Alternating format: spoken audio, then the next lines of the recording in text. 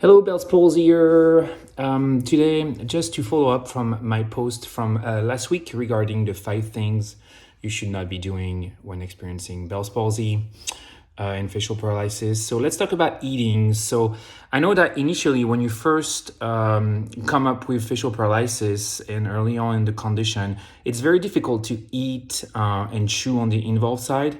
Most people feel like they don't have any power on the side of their mouth, and that is due to the lack of the lip control and the seal of the lip. And people feel like they are eating poorly and in a very non-flattering way.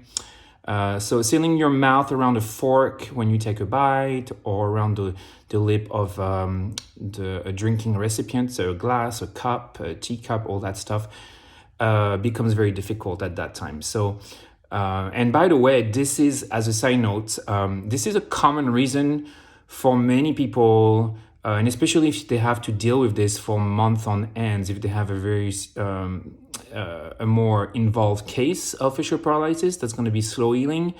That's a common reason for many people to slip into depression and isolation, as they are embarrassed to be seen in public as they're eating and drinking, and that can be messy during that period. So you should not feel embarrassed, and what I would do is just assist your lips with your hand, with your finger, to help it close better. That's always something that you can do. Many people believe that since their involved side feels so weak, they should not be using it, and therefore only use their strong side. So I'm here to tell you that it's actually a mistake, as what will happen from only chewing on one side will be that you'll be developing some excessive tightness in the non-involved cheek, which will only reinforce the asymmetry of your face at rest, especially in that very flaccid paralysis part. For example, if your face looks like this, this is your strong side, this is the flaccid side. If you're only going to chew here, you're just going to make this really, really tight, and that's only just going to get worse. So this is what it's going to look like, and now if you continue reinforcing that side, it's going to keep pulling you even more, and until you move out into the next stage of the paralysis, which is paresis, and which is when you're going to regain some return of function and movement as the nerve continues healing. There'll be nothing that will oppose that pull of the strong side and deviate your mouth even more from the midline. So you're going to have to kind of stretch this side in order to counteract this, but also kind of learn to not eat only on this side. Another problem that arises with the lack of function on the involved side is that as your buccinator does not contract, your buccinator being here, as it doesn't contract very well, you will tend to collect a lot of food and pocket food in the cheek, since the buccinator doesn't really contract here and is not able to throw the food back toward your teeth, in between your teeth, for you to chew it.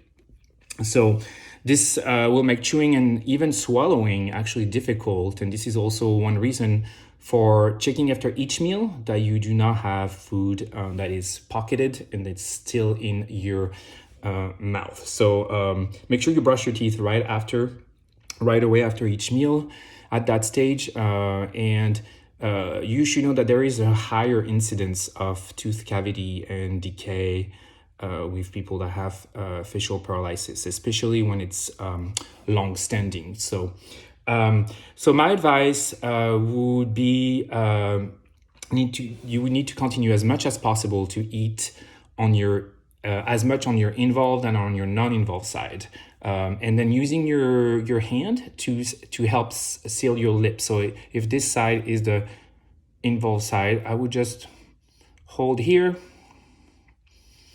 while you chew. This could be helpful, and I know it's not the greatest to do it in public, but when you have to do what you got to do.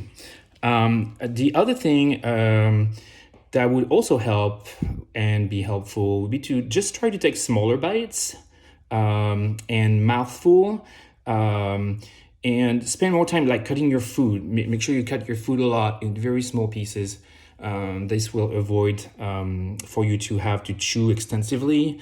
Make sure also that your food is not too dry, because the more moist it is, the easier it's going to be to chew. So if you need to add butter, some sauce or gravy or anything to your food, this might be helpful as well. And last, also, of course, this is kind of common sense, watching what you're eating, like the texture of the stuff that you're eating.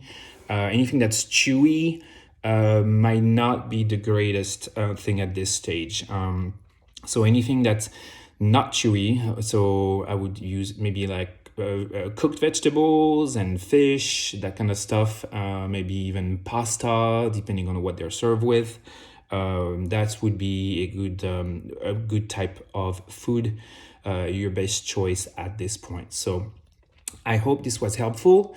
Let me know if these tips still help. I'm getting a lot of feedback online, and I will catch you later. Take care. Bye-bye.